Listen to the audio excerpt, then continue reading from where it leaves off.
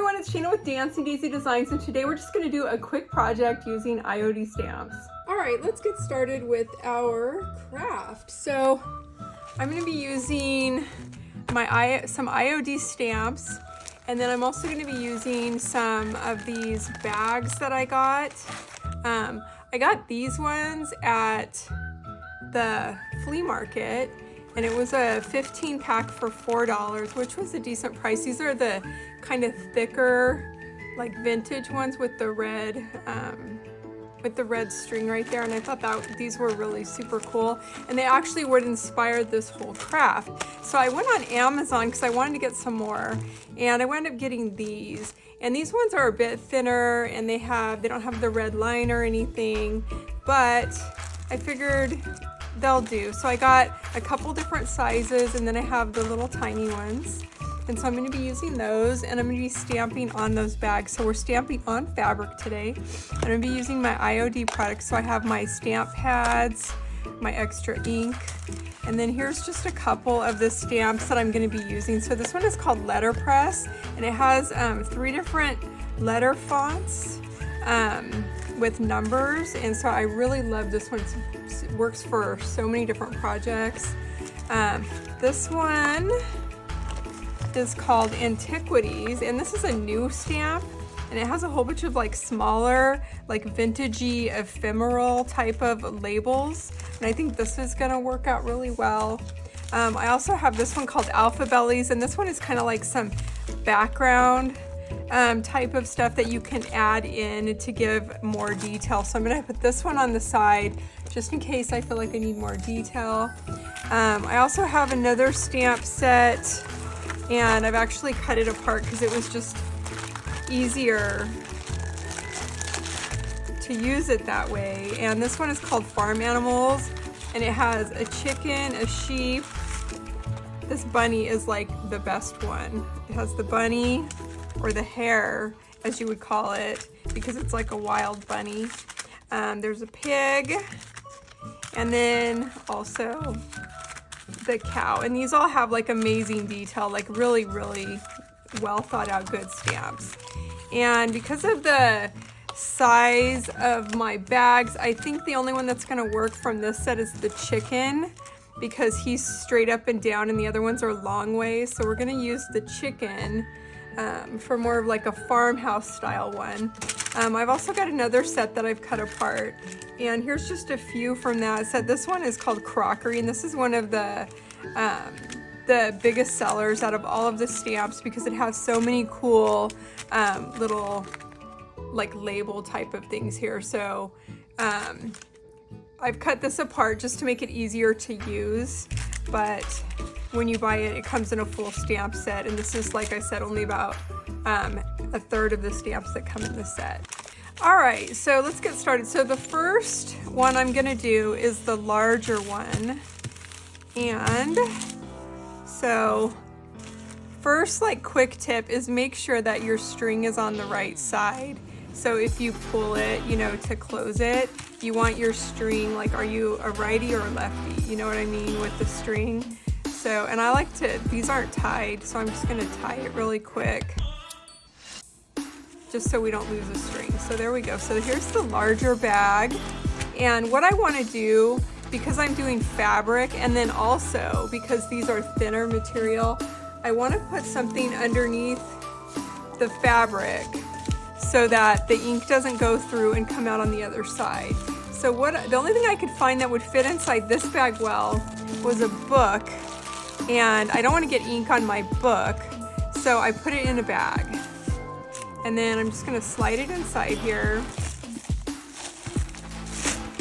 just like that. I'm going to start laying out my pattern that I would like on here. So that's the first thing you want to do, is lay out the pattern. And like I said, I think we're going to use the chicken on the large bag here, so I definitely want the chicken. And so I'm just going to lay out everything that I want on here, just to make sure that I'm happy before I just start stamping. So what I decided to do with this is I wanted to say chicken feed, and then have like 25 cents or something down here. So I was looking at my stamp set at the different fonts, And I really like this one and this one for it. All right, so what you want to do in order to get the best layout, make sure everything is straight. I don't want it to be like perfect. I'm not busting out a ruler because vintage, you know, it was all just kind of, people just threw it on there. So I'm gonna take, this is a thin mount that I've cut a smaller piece off of. And what I'm gonna do is I'm just gonna line it up where I want it on here. And then I'm just going to pick up all of my letters so my pattern is all spaced properly. I don't have to try and do each letter separately. So, and I measured it where this goes to the edge. So that way I can put it back down properly. So I've got that.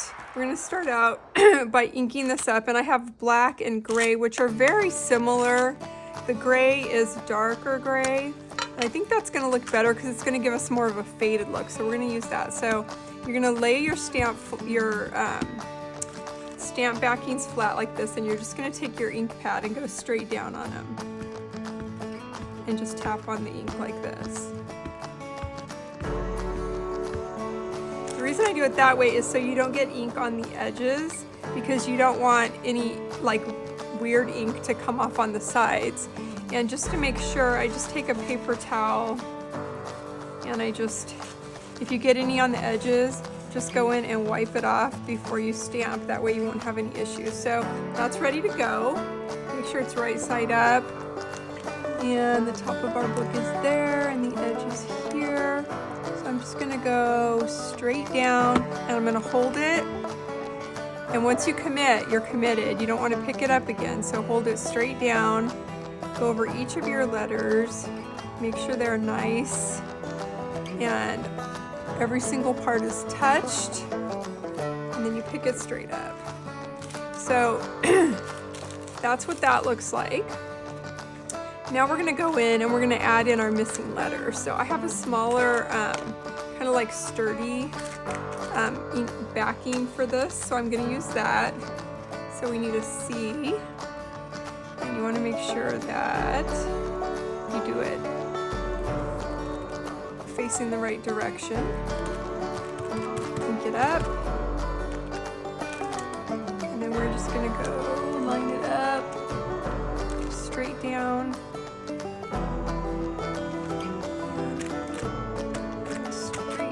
Tapping it same way as the others. You don't want to over ink it because then you'll get like blotches. And I'm just going to go in and make sure I didn't get any in these smaller areas here. Our chicken is ready to go, and so let's turn him over, line him up where we want him. Straight down with the chicken, and I hold it with one hand, and then I'm just going to kind of rub it with the other hand everywhere, especially down on the little details like his feet. And then once I'm done on that side, I'm going to hold it with this hand, and then I'm going to do it on this side. So that's how you keep from shifting. So make sure we've got really good, and then pick it straight up. And there is our cute chicken. He looks amazing. I'm happy, so happy. All right, I pulled out another stamp for these larger ones. This one's called Floral Swag, and it has some birds and some foliage on it with flowers, and I thought that might also be nice on here. So this one says Rosa Indica Humilia La Petite Rosière des Indes. So I probably butchered that, but I think that's going to be kind of cute. I'll put on here so it'll look kind of like that. What do you guys think? Is that good? So I don't think I mentioned this before, but IOD ink is permanent ink, and so it won't come off with water. Like if you put on fabric like this and then I wash this, it's not going to come off. But a little tip that I like to do for just stamp maintenance is go in with a baby wipe and just kind of wipe off the ink when you're done with the stamp. That way it doesn't kind of start to get over time and use like buildup of ink in your stamp, which will take away some of the detail, and it might also be bad for the integrity of your stamp. So that's a little tip for that. So there's our bird and our roses. What do you guys think? Is that pretty? I think it turned out really cute. I like that a lot. So I think I'm gonna do a couple more like this. Like I said, I'm making these for a market, so I want to have like a couple of each different style. That way it'll be more appealing for more buyers. All right, the last step that I want to do for these bags is I want to tea dye them. And so I just picked up some cheap tea. I think I got this at the dollar store. And I'm gonna throw in a few tea bags. And as you can see, they don't have a lot in them. So I'm gonna put in maybe like 4. And this is about 2 cups of water. And let's see what color we get with that. I'm gonna let that steep for like, I don't know, like 5 minutes or so. And what I'm gonna do is I'm gonna tea dye these bags because I really don't like the color of the linen. It's just too new looking for me. So the reason that I waited to tea dye these until the end is because they just came in a package where they were nice and flat and pressed already. And so applying a stamp, you want a nice flat surface. That makes it a lot easier for the stamp to get all of the detail adhered and stuff. And so I went ahead and did that. This ink is permanent ink. It's not gonna come off in water or anything. So that's why I waited till the end to do the tea dyeing. That way, because when these come out of the tea dye and I leave them to dry, they're gonna get a little wrinkly. And so, you know, that's fine. I love that look, but I want that to be after the stamp. All right, our tea is looking pretty dark. I like the color of it. I'm just gonna stick in a couple of bags and let's see what result we get. And you are gonna wanna leave these bags in here for a little while.